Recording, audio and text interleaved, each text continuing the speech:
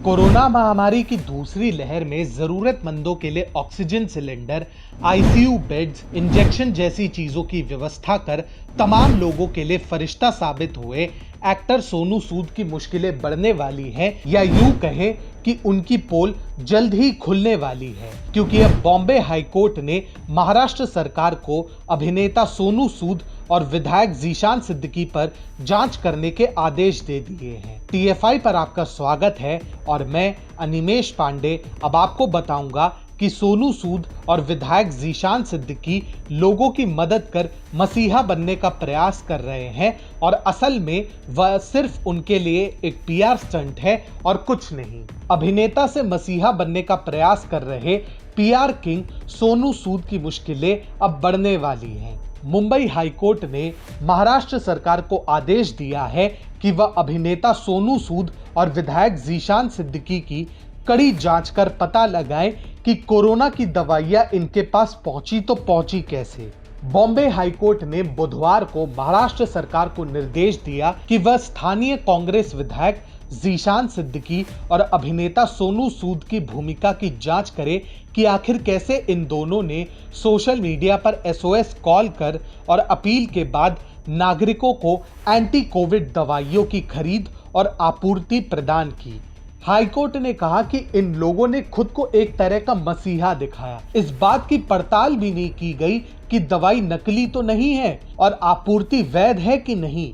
न्यायमूर्ति एसपी देशमुख एवं न्यायमूर्ति जीएस कुलकर्णी की पीठ को महाअधिवक्ता आशुतोष कुंभकोणी ने बताया था कि महाराष्ट्र सरकार ने चैरिटेबल ट्रस्ट बीडीआर फाउंडेशन एवं उसके ट्रस्टीज के विरुद्ध सिद्दीकी को रेमडेसिविर दवा की आपूर्ति करने के मामले में मझगांव महानगर अदालत में आपराधिक मामला दर्ज कराया था। इसके बाद पीठ ने महाराष्ट्र सरकार को जांच करने के निर्देश दिए हैं।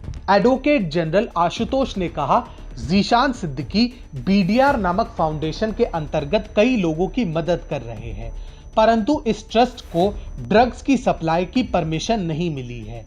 महाराष्ट्र सरकार का कहना है कि इन पर आपराधिक केस बनता है। मझगांव मजिस्ट्रेट कोर्ट में ट्रस्टी धीर शाह, दवाई कंपनी और 4 डायरेक्टर्स के विरुद्ध केस बनाया गया है। जस्टिस कुलकर्णी ने निर्देश देते हुए कहा कि राज्य सरकार इस बात पर छानबीन करे, क्योंकि उनकी इजाजत के बिना कोई व्यक्ति इस तरह रेमडेसिविर बांट रहा है, ये गलत है। कोर्ट ने निर्देश दिया कि इन दोनों की जांच की जाए और सभी चीजों को एफिडेविट में शामिल किया जाए। वास्तविकता में सरकार इस दवा की आपूर्ति को देख रही है, लेकिन ये लोग जनता में ये कह रहे हैं कि इनके पास रेमडेसिविर है।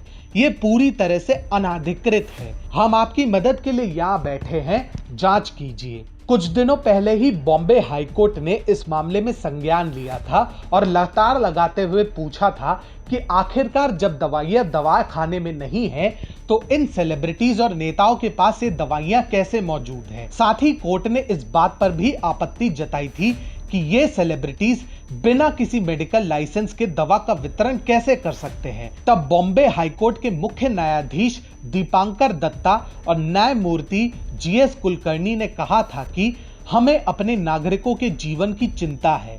इसे किसी प्रकार का पीआर और लोकप्रियता हासिल करने के लिए प्रयोग के तौर पर देखा नहीं जाना चाहिए। अगर जरूरतमंद मरीजों को इससे वंचित रखा जा रहा है तो हमें बहुत दुख होता है।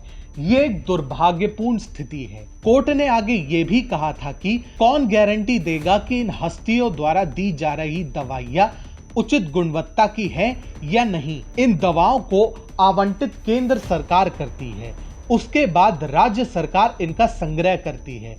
इन सब के बीच इन हस्तियों की एंट्री आखिर कैसे हो जाती है, यही हमारी सबसे बड़ी चिंता है। गौरतलब है कि देश में कोरोना की दूसरी लहर के दौरान जब ऑक्सीजन का संकट छाया था, तब भी ऐसे हालात में सोनू सूद लोगों को ऑक्सीजन सिलेंडर मुहैया करवाकर मदद कर रहे थे।